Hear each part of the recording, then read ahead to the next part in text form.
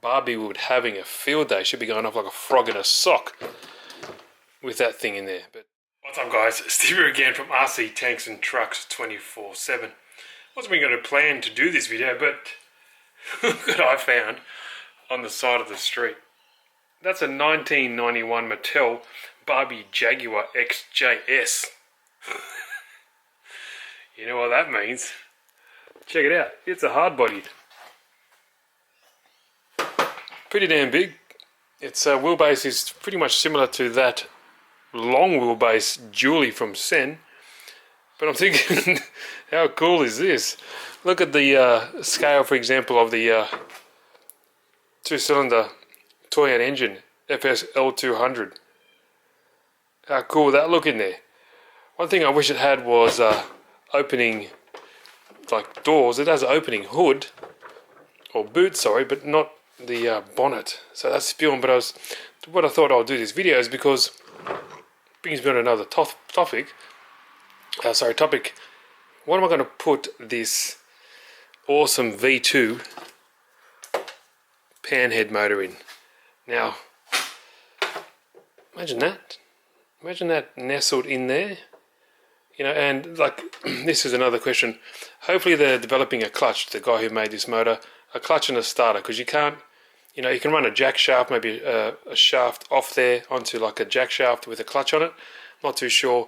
And a lot of you guys are saying that, I know the original motor, that hole there was for a generator, but I read somewhere that the guy who made this is hopefully be able to produce a starter motor in there. I'm not too sure. Something with a simple one-way bearing and a small brushless motor.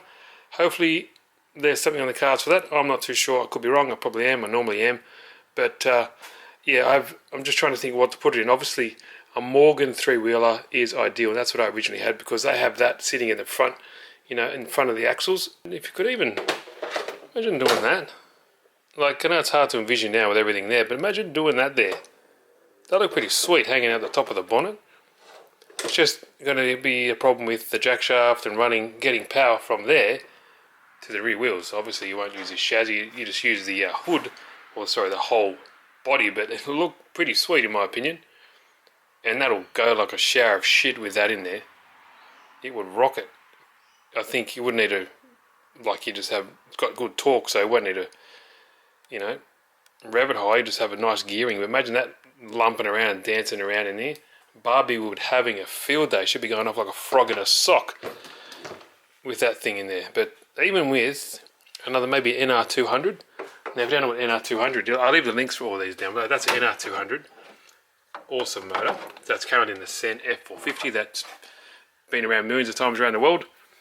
Or viewed, sorry, but even that or even this. Because Toyota L200 are great motors, but this one, for example, is a dual carburetor.